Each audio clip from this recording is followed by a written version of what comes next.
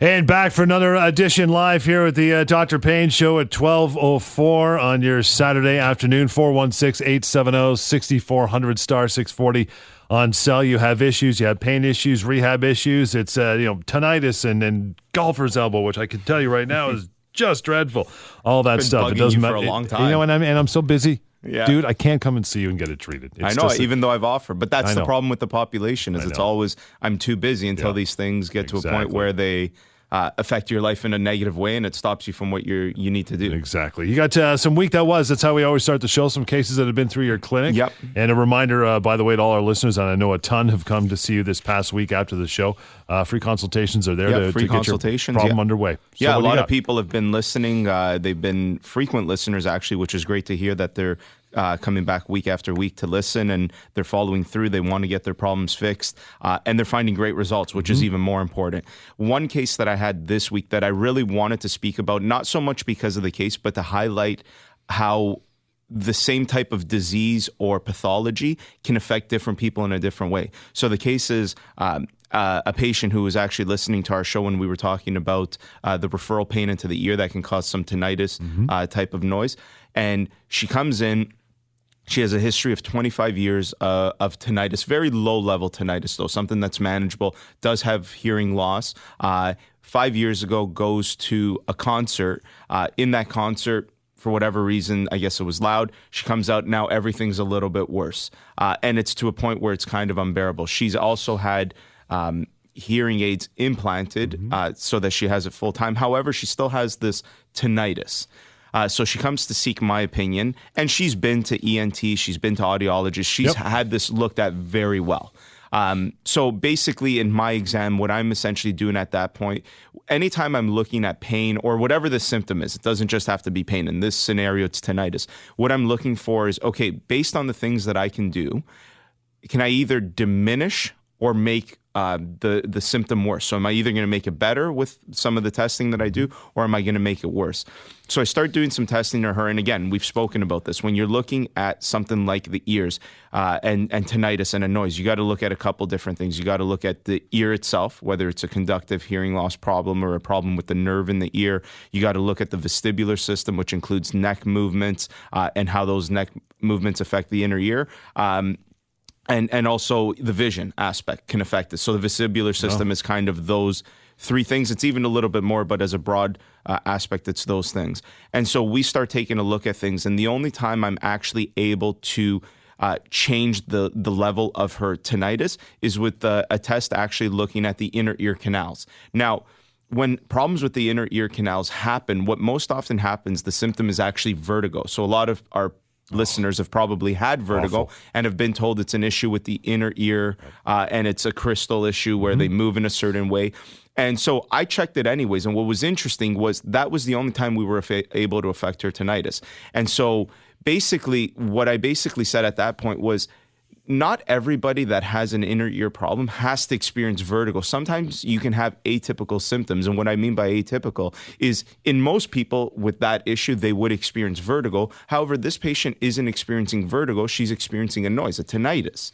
And so now she's never been treated from this inner ear component. And so now we've started her, and we don't know yet the outcome of this, but we've made suggestions and recommendations where she's going to come in and do some vestibular rehabilitation along with working on the inner ear. And, in a few weeks, I'll be able to tell our listeners how this is happening and how she's progressing.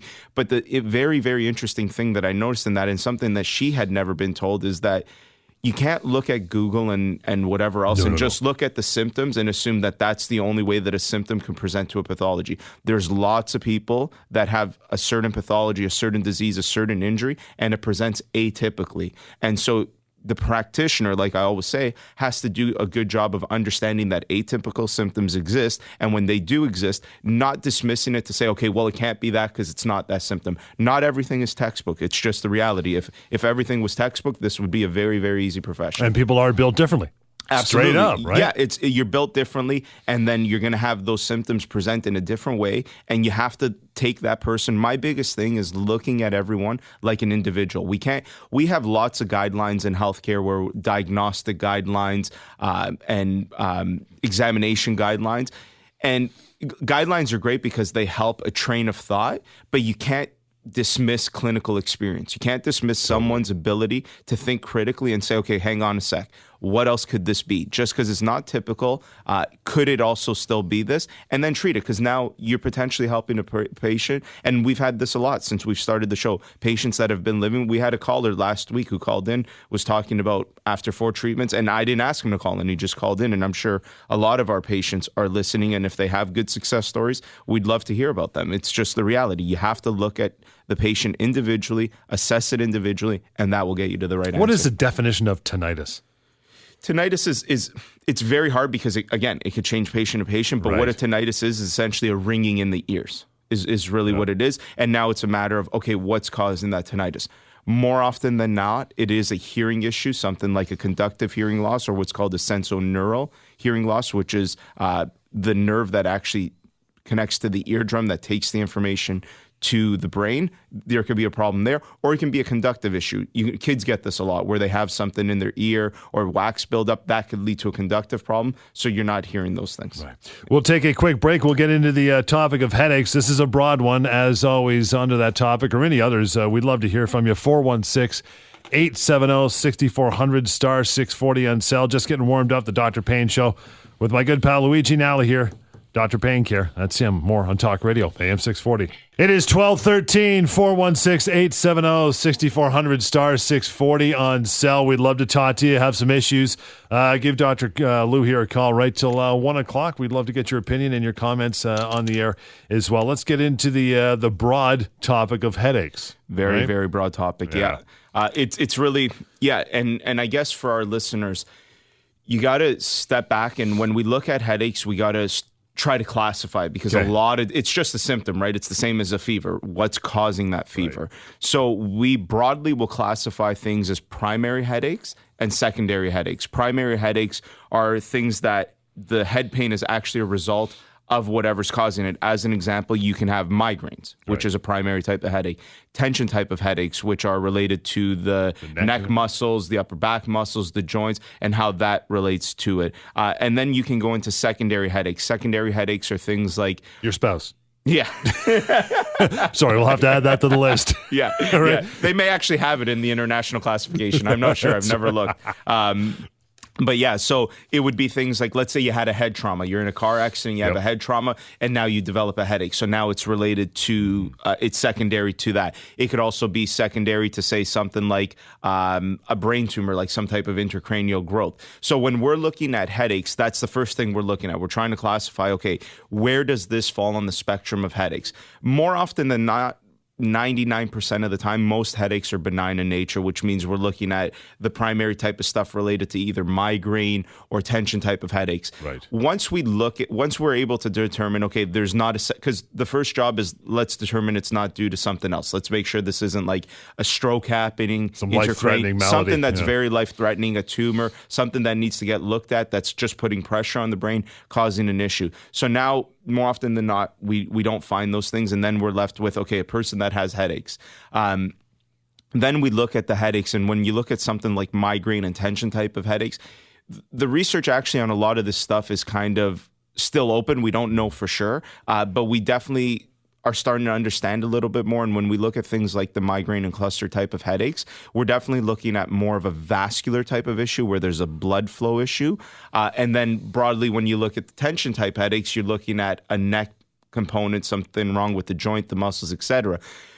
But when we look at it even further, the interesting part is that oftentimes it's very hard to ever say to someone that you just have migraines. A lot of people that have migraines also have a tension type of component to the migraine, and vice versa. So what I'm basically trying to get across is when we're treating these people, it's not as simple as just saying, okay, you have a tension type headache, get a massage, you're going to be better. Because a lot of the times they don't feel better, because there's also another secondary component going on that you kind of have to look at everything. And it's funny, I find, and I'm sure you have this in your clinic as well. Again, 416-870-6400, star 640 on cell if you're suffering from these or have an opinion. We'd love to hear from you. These things can start, and I never knew this later in life. Well, I always knew it, but I never fell victim of it. I mean, it was 2 weeks ago, and it was weird. I was at home, personal story, and I was making breakfast. I was down cooking eggs, and I'm like, okay, I can't see out of my left eye. It's all sparkly. It's like, what am I having, a stroke? And my wife's like, no, you're having a migraine. I go, how do you know? She goes, because you're going to have the sparkle in your eye.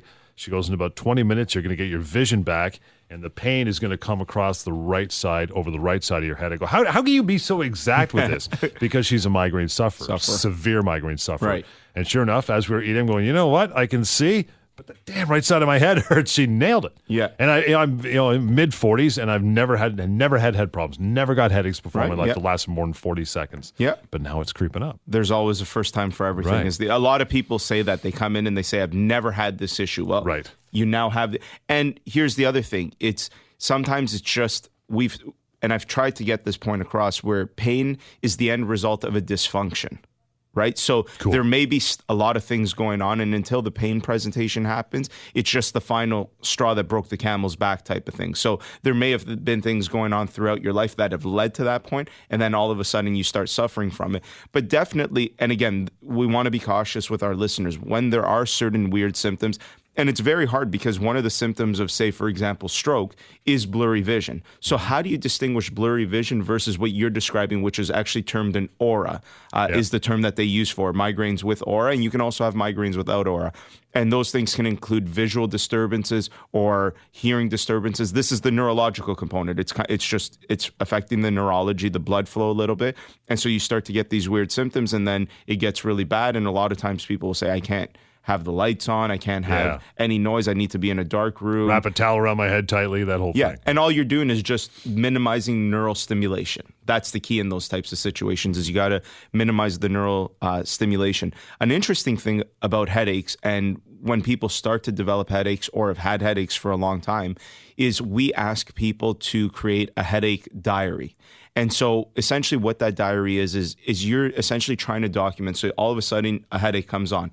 You try to remember what you did the day before, what you ate recently, what the temperature is like outside, everything possible that you can. It's a journal. You try to be as specific as possible on what's happening around this headache, so that over time, as we tend to look at this diary, we can find common things. This is where you've heard people say, oh, if I eat chocolate, I get migraines. It's because they've been able to deductively determine, here's what sets me off. This is what sets me off. It's chocolate. If I eat chocolate, especially if it's cold outside or whatever weird things, it sets me off. And so this is very important for people who are listening to create these headache diaries, because it will allow you to see where the common features are. And if you can eliminate those common features, then you may be able to prevent the headache. Or if you're going to do those things, at the very least, you know the risk, right? And some people know, I know if I eat chocolate, I'm going to get a headache, but it's worth it for me right now. I want this chocolate. I'll take the headache. So, but that's, at the very least, you've been able to determine that.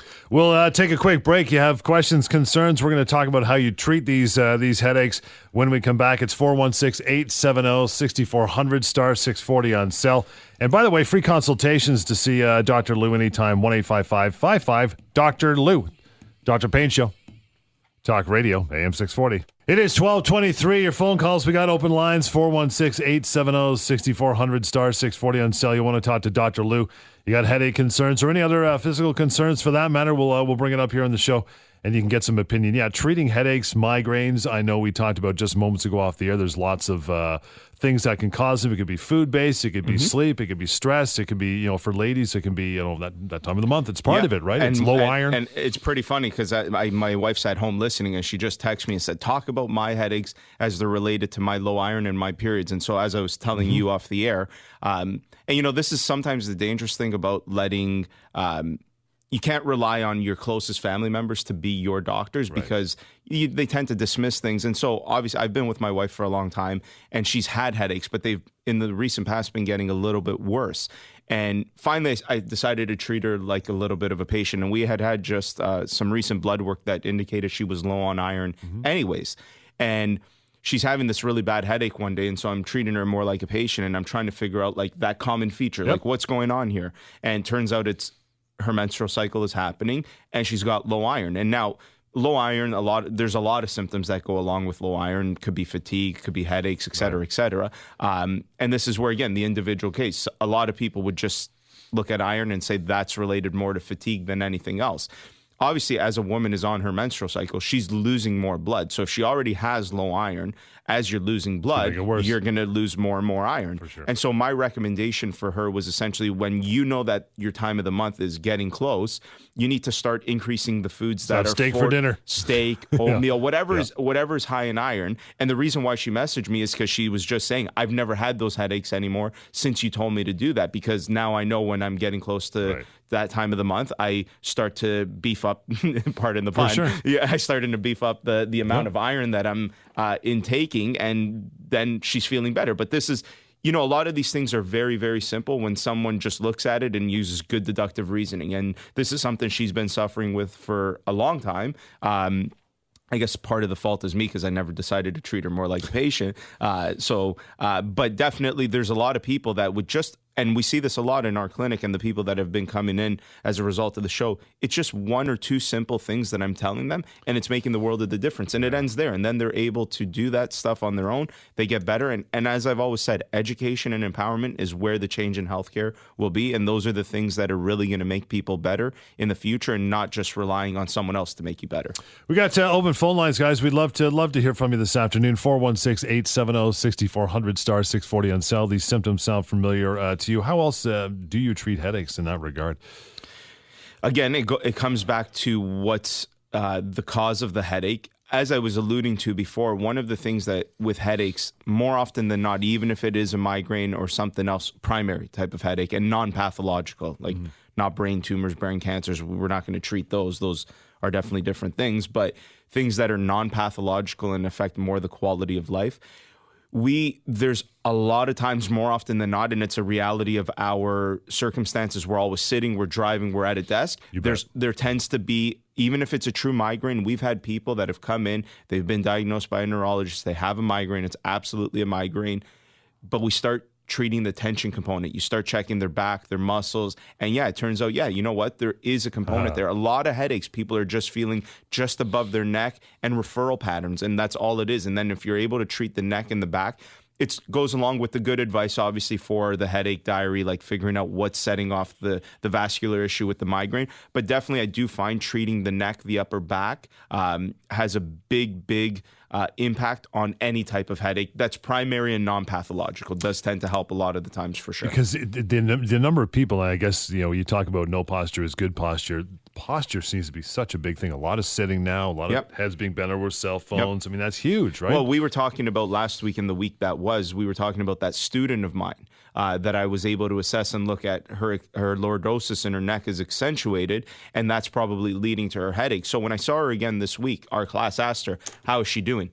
Great, no headaches. Now, it's only been a week, but I basically asked her, in this period of time, would you have expected a headache regularly? She said, I probably should have already had one. So knock on wood, she still has not had a headache, and that's good. But she's been more cognizant of trying to change her posture dynamically. Yeah. With me, when I say that no posture is good posture, my basic point is you have to be dynamic. And I don't want her sitting straight. I want her moving around, and when she's feeling something, start getting those joints lubricated. Most of the joints in our body are what are called synovial joints. Yeah. They only get lubrication through movement. It's kind of like as you move, a little bit of WD-40 gets put into that joint, and that sometimes can make all the difference. We'll get to Nicole in Etobicoke. Good afternoon, Nicole. Hi. I've recently just changed doctors. My neurologist has retired, and they sent me to a new person. I've got C5, C6, and C7 are titanium fused, and I've got transverse myelitis about mid-spine, I guess. About 4 inches is disappeared. Mm-hmm. I do have migraine headaches, but I haven't had them. I was on a pain management bunch of medication for about 8-9 years, and they seem to take care of the headaches, the migraines.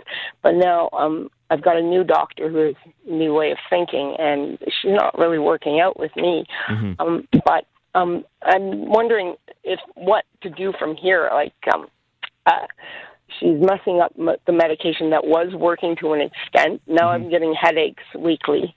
My migraines are back. Have you had this conversation with the new doctor, letting her know that things were once upon a time working well enough for you versus now with this new approach, they're not working as well? Yeah, she says that this is her way of doing it, and the government also has capped down on use of narcotics, opioids for the pain. So she's trying to do it in a different way, and it's having a whole bunch of bad side effects. Okay. Yeah, it's a very complicated question because with something like that, with a neurologist dealing with it, you definitely want to have a discussion. One of the things that I always talk about, and healthcare practitioners, people who are evidence-based care practitioners, there's three components to evidence-based care. There's the research that's available to us, so what the literature actually suggests is going to work or not work. Then there's the practitioner experience, but the last part of it is the patient, what the patient wants, right? So it sounds like she's looking at the research. It sounds like she's very much basing it on her clinical experience, but she's eliminating that third factor, which is also the patient, what the patient wants. And so at the end of the day, and this is not me telling you to not use this doctor, but I'm just giving everybody deserves to know this advice. You're part of your healthcare choices, right? So if you're technically the boss, right? You're in charge of your healthcare. These people are there. We're here to guide you along the way, make recommendations, but you have to be an informed consumer and make the choice for yourself. Now, it may be maybe having a deeper conversation with her and letting her know like there's something. And you know what? She is right. It's a very tricky question because the opiate epidemic that's happening. We're going to talk about this a lot next week, and it's very, very dangerous. And we do need to find a way to move people from those types of drugs to better approaches to pain management because there's a lot of addiction being created. It was interesting yesterday as I was watching the news. I noticed, and this is an American stat, but I think it's still highlights the point that last year in the United States, there were more deaths related to opiate overdose than there were to gun violence. That's huge. And that's crazy to think that that's how far we've progressed with where we're at with pain medication and the serious consequences that it has. Nicole, appreciate your call. And we got phone lines open for you as well. 416-870-6400, star 640 on cell. It's the Dr. Payne Show, Talk Radio, AM 640. It is 12:34. Your phone calls, 416-870-6400, star 640 on cell. Lots of time to get through and talk to us. You have health concerns. Dr. Lou is here to answer all of your questions. Moving on to, well, we're not moving away from the head. We will stay there, but we want to talk about concussions for a little bit as well. Yeah, and we actually had Dr. Adrian Rossi on the show a month and a half ago or so talking about a lot of the treatment that he does towards concussions. I thought it was also important to highlight again with concussions. The one thing with concussions is I guess most people assume that concussion only goes along with sports, right? Like I think that's, maybe I'm wrong, but I feel like that's the... You're thinking hockey, NFL. Yeah, that seems to be the perception that most people that I have talked to, or that the people that I talk to have. And it's wrong because concussion is just when the brain essentially moves within the skull and there's coup countercoup, which is it hitting one end and then hitting the other end and causing tons of different types of neurological symptoms, all the way from headaches to vomiting to blurry vision to fatigue to numbness and tingling, et cetera, et cetera, et cetera. And, it's very common, especially in this time of the year, I find a lot of people related with car accidents. Yeah. They're coming in and they're talking about all these weird symptoms. And then finally, when I tell them, it sounds like you probably have a concussion. It's like, well, I don't have a concussion. I wasn't playing hockey. I wasn't playing hockey. It's like, well, no, you had head trauma that led to concussion type of symptoms. And, slips and falls with the ice coming now, same type of thing. These things are very real and it's important. And concussion is a very, very important thing to get diagnosed the right way and get treated the right way because concussions tend to get worse as they continue to happen. And the unfortunate reality of our lives is we will undergo head trauma, whether it's someone who slaps you in the back of the head. I've had patients who, when we start looking back in their history, it's something as simple as like, their brother slapped them in the back of the head and it led to concussion type of symptoms, right? Like if you're hit the right way, it's going to cause a concussion. And it's very dangerous that over time, these neurological symptoms can get worse and worse. And then you can develop things like chronic headaches and how much of that is related.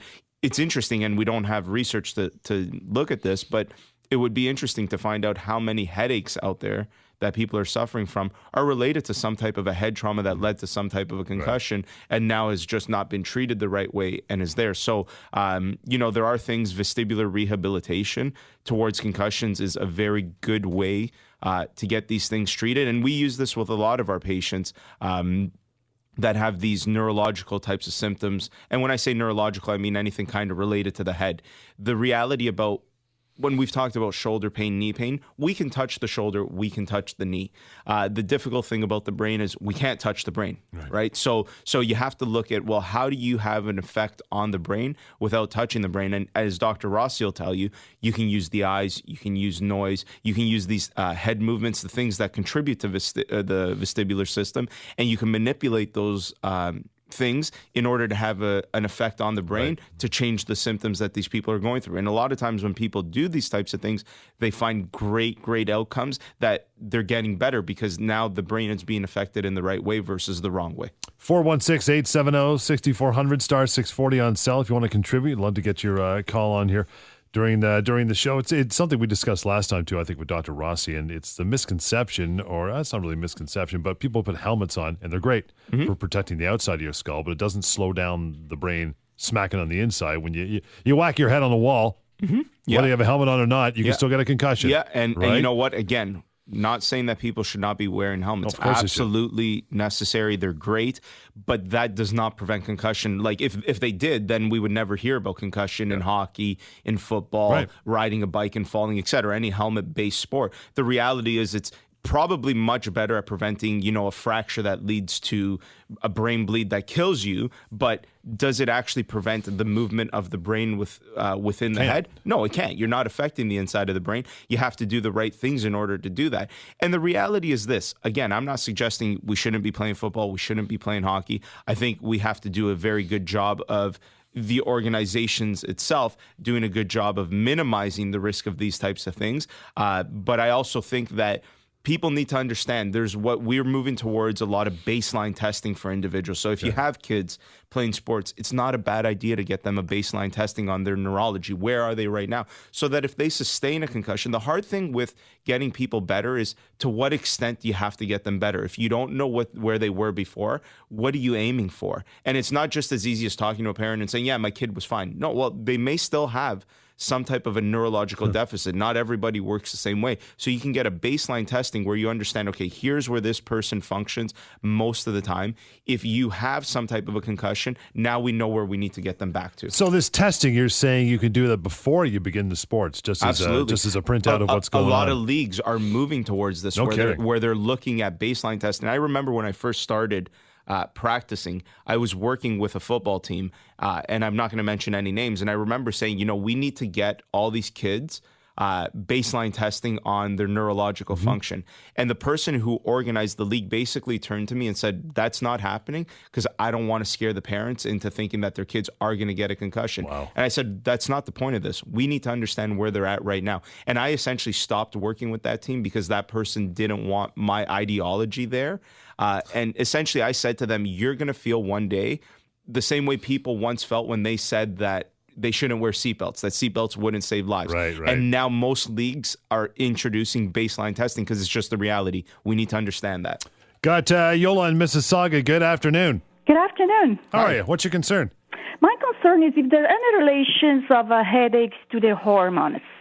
I usually get a headache a couple of days before my period or a week later, and my doctor did some tests of my hormones. He said everything is fine. Okay. But for the last 5-6 years, I would say there is like every 2-3 weeks I do get headaches, which last for 4 or 5 days. So usually I don't sleep 3 nights in a row. Okay. I've been admitted at emergency a couple of times. I just had IVs with some painkillers, and I usually release home without any tests. And I'm looking for some solutions.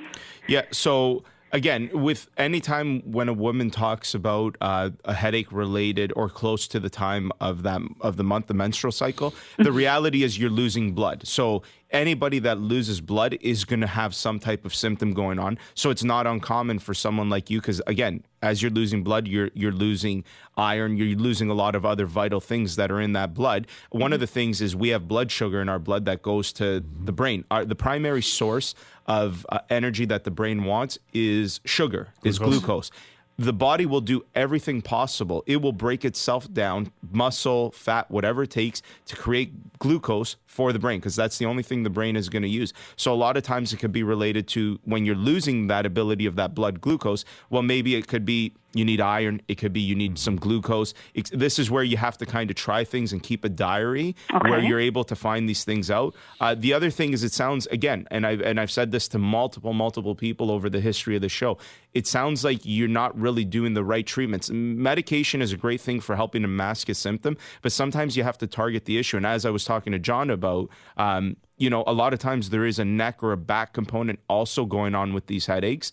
And it's important to get everything assessed around the headache, not just looking at, most people worry about, is it, cancer, or is it a stroke? And after that, it's like, I'll just leave it if it's not those two things. That's right. You can't do that. You have to get treatment. This will never get better if it doesn't get treated the right way. It will just continue to get worse. And that's the unfortunate reality. And so I would encourage you, give us a call, get that free consultation. We'll look at it. We'll figure it out. Hang on, Mark and Shane. We'll get to you guys as well. Lola, YOLO 1-855-55 Dr. Lou is that number. For the rest of you, give us a call. We got more time until 1 o'clock to take your phone calls on the Dr. Payne Show. It's Talk Radio, AM 640.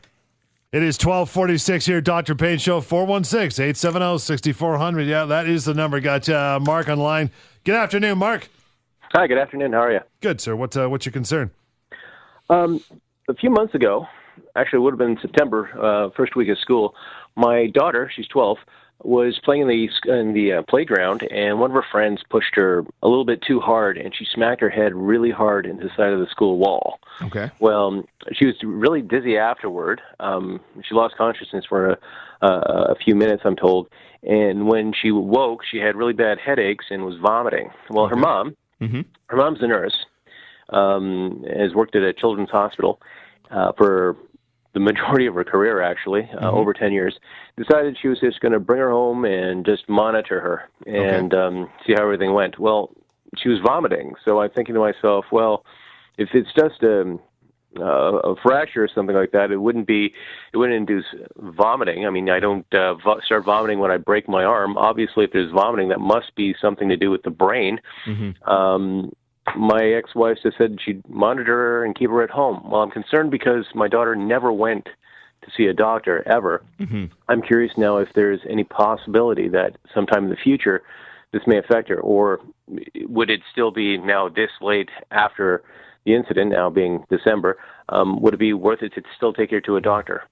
Yeah, so I don't want to comment on what your wife did, whether it was wrong or not. What I can tell you is this: when you go to a hospital with some type of head trauma, their job is not to treat concussion. Their job is simply, is this a concussion or is this life-threatening, right? Because a concussion is not necessarily life-threatening, but say something like a brain hemorrhage is life-threatening. So the job of any emergency room would simply be, is this life-threatening, yes or no? Which maybe that's where your wife was trying to do. She's, there's a lot of clinical symptoms that will indicate if something is life-threatening versus non-life-threatening. You don't always need medical imaging, and I guess if you're a good healthcare practitioner, you may want to try to monitor. Again, I'm not suggesting that anybody should do that. I actually agree.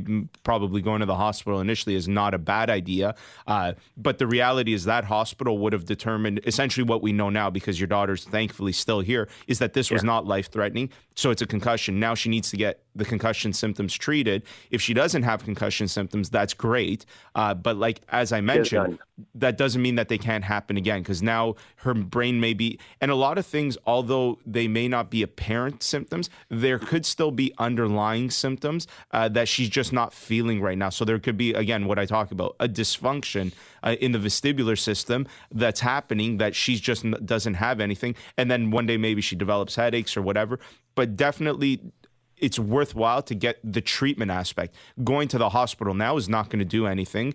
Even probably going to the family doctor is not going to do anything. They'll probably refer her out for the vestibular rehabilitation or whatever else there may be. So you probably need somebody who can look at that aspect a little bit more on the spot, and someone who can diagnose and treat at the same time is probably a more efficient use of the time. And I will say that Dr. Rossi, who's on my team, is the best person that I know for that stuff. He's awesome. He has great outcomes with people with these types of symptoms, and people just get better. He's awesome.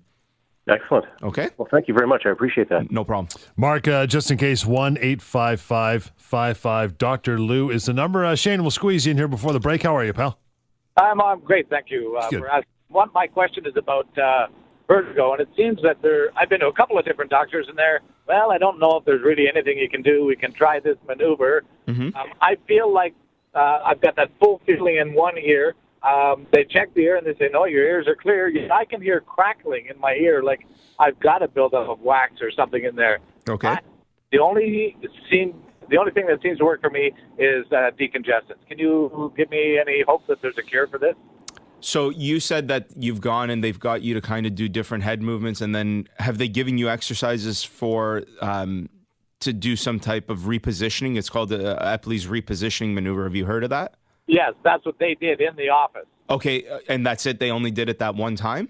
I've had it done on 2 separate occasions. Yeah, so that's absolutely wrong. When you have something wrong with the vestibular system like that, it's like anything. Imagine this. If you said, I have shoulder pain, and I said, okay, it's due to a weak deltoid, as an example, and the solution was we got to do exercise for it, and I said, okay, let's do one exercise right now in my office, and then one other time. Is your deltoid going to get better? No, sir. Probably not. Those exercises, Epley's repositioning maneuver, if that's the cause, right? I don't know because I haven't assessed you, but if that's the recommendation, that's a maneuver that is actually an exercise you should be showing ongoing? to the patient.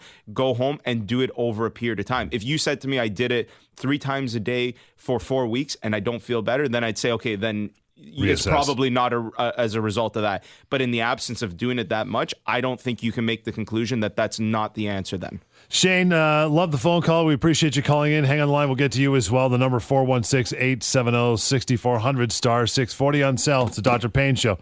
Talk Radio AM 640. Dr. Payne Show, your phone calls 416-870-6400 star 640 on cell. Mike, thanks for hanging in there, fella. What's going on? Hey, Mike. Thanks for taking my call. Sure. I'd like to know about hemoglobin. Okay. How low is too low? Okay. It depends on men versus women, and the blood test will usually just indicate if it's low. But the hemoglobin is essentially a protein that carries iron, that is made up of iron that carries the oxygen throughout the body. So it's what holds, as we breathe in, the blood that oxygen gets bound to the hemoglobin, and then it goes to the different areas of the body, and it delivers oxygen because our body, our muscles, our tissues all need oxygen to survive. So that's the essential part of hemoglobin. In terms of what's too low, you're a man, so I believe for men the range is 13.5 to 17.5. So anything lower than that, I guess, would be considered too low. Have you been told that you have low hemoglobin? No, I know I have low hemoglobin. I've had 4 or 5 blood tests in the last 6 or 7 months. Okay. My hemoglobin was 92 or 9.2. Okay. As 8 months ago. Mm-hmm. They sent me to an internist, and he did a colonoscopy and a scope. Mm-hmm. After that, I lost a lot of blood, and it plummeted. Right. I went in and had 2 units transfusion and got it back up to 9.2. Right. I've been checking it every 5 or 6 weeks. Mm-hmm.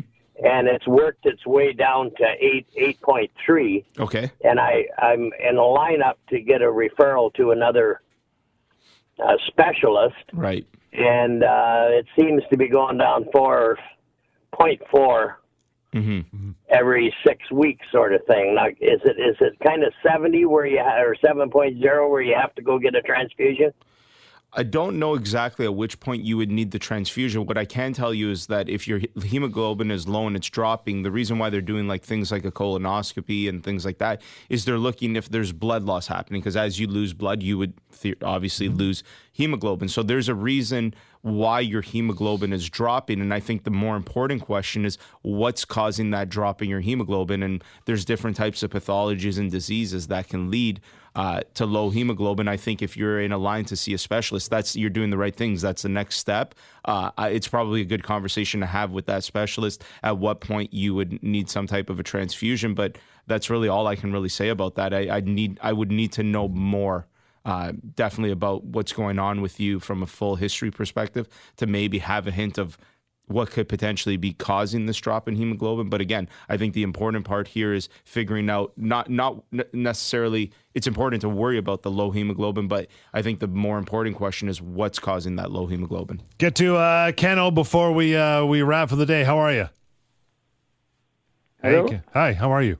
Not too bad, sir. Good. What's your concern? Well, I'm suffering with vertigo, and it's bothering me because like walking sometimes is okay, I can walk, but I must have someone with me to. I want to walk with a cane too, and I can't stand up for long periods. I have to sit down. Okay. Have you done any treatment for this vertigo or had it diagnosed properly? Well, my doctor sent me for a few tests and so on with the people, and they say everything is all right there. It's not causing this problem. For your ears, you were checked? Yes. Okay, and they said, and what part did they check for the crystal component of within the inner ear, or were they checking for hearing? Do you know? Well, they check for like all around the thing for that thing because I told them when I went for the check was to check for the vertigo. Right. If that is causing the problem. Yeah, it sounds like you need assistance with the vertigo. I think the key here is we need to figure out, is it a true vertigo? And if so, what's causing the vertigo? Again, give us a call, free consultation. We can talk about it more, figure it out, and we can see where we can help you from there. So much to get through this week. We need to carry on until next week. In the meantime, you need to get a hold of Dr. Lou. It's no problem. It's 1-855-55 Dr. Lou. Free consultation. Get in there, get your problem solved, or